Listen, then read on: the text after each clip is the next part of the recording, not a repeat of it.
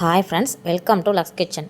சிறுதானியங்களில் அதிக சுவையும் சத்துமிக்க பாரம்பரிய அரிசி சாமை அரிசியை வச்சு நம்ம இன்றைக்கி உப்புமா தாங்க செய்ய போகிறோம். வாங்க எப்படி பண்ணுறதுன்னு பார்க்கலாம். சாமை உண்டால் ஆமை வயதுன்னு ஒரு பழமொழியே இருக்குங்க சாமை அரிசிக்கு. நான் இன்றைக்கி உப்புமா செய்கிறதுக்காக 1 கப் அளவு அரிசி எடுத்திருக்கேன். இந்த அரிசியை நான் ஒரு அரை மணி நேரம் ஊற வைக்கணும்.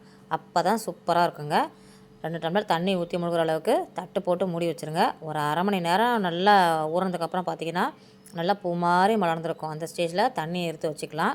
இப்போ நம்ம உப்புமா செய்கிறதுக்கு என்னென்ன தேவையான பொருள்னு பார்க்கலாம். இந்த சாமை அரிசியை நம்ம ஒரு மாதத்தில் ஒரு நாளாவது சாப்பிட்டோம் அப்படின்னா ரொம்ப ரொம்ப நல்லதுங்க. கடலைப்பருப்பு, கல் உப்பு, கடுகு, உளுத்தம்பருப்பு, 2 டீஸ்பூன் ஆயில் எடுத்துருக்கேங்க.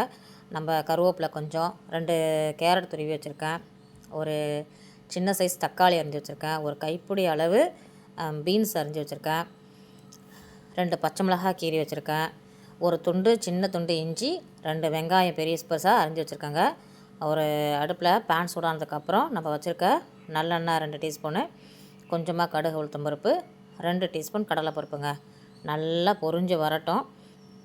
அந்த ஸ்டேஜில் நம்ம வச்சுருக்கக்கூடிய காய்கறிகளை ஆட் பண்ணி நல்லா வதங்கினதுக்கு அப்புறம் கடைசியாக நம்ம தக்காளி ஆட் பண்ணால் போதுங்க. இந்த சாமை அரிசி சாப்பிட்றனால என்னென்னலாம் நன்மை அப்படின்னா, முக்கியமாக சாமை அரிசியில் இரும்பு சத்து அதிகமாக இருக்குங்க.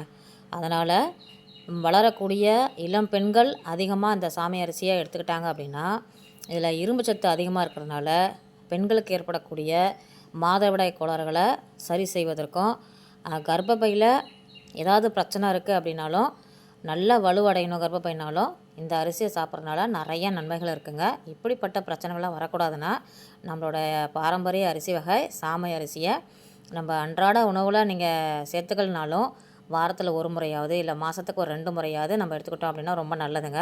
இப்போ எல்லாம் நல்லா வதங்கிடுச்சு.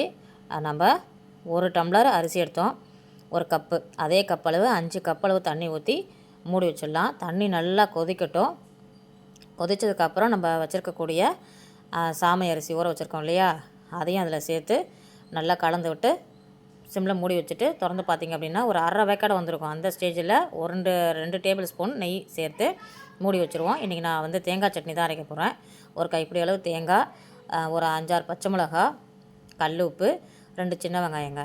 தண்ணி ஊற்றி அரைச்சிட்டு வந்துடலாம். சூப்பராக இருக்கும். உப்புமா வேணாவே நமக்கு காம்பினேஷன் தேங்காய் சட்னி தான். சூப்பராக இருக்குங்க. அரிசி உப்புமா சாப்பிடுவீங்கள்ல, அதே மாதிரி டேஸ்ட்டாக இருக்கும். பாருங்கள், நல்லா குக் ஆகிடுச்சு. கொஞ்ச நேரம் சிம்மில் வச்சிங்கன்னா இந்த மாதிரி பூ மாதிரி மலர்ந்து வந்துடும். தேங்காய் சட்னி ரெடி. நம்ம வீடியோ பார்க்குறவங்க மறக்காமல் லைக் பண்ணுங்கள், சப்ஸ்கிரைப் பண்ண மறந்துடாதீங்க.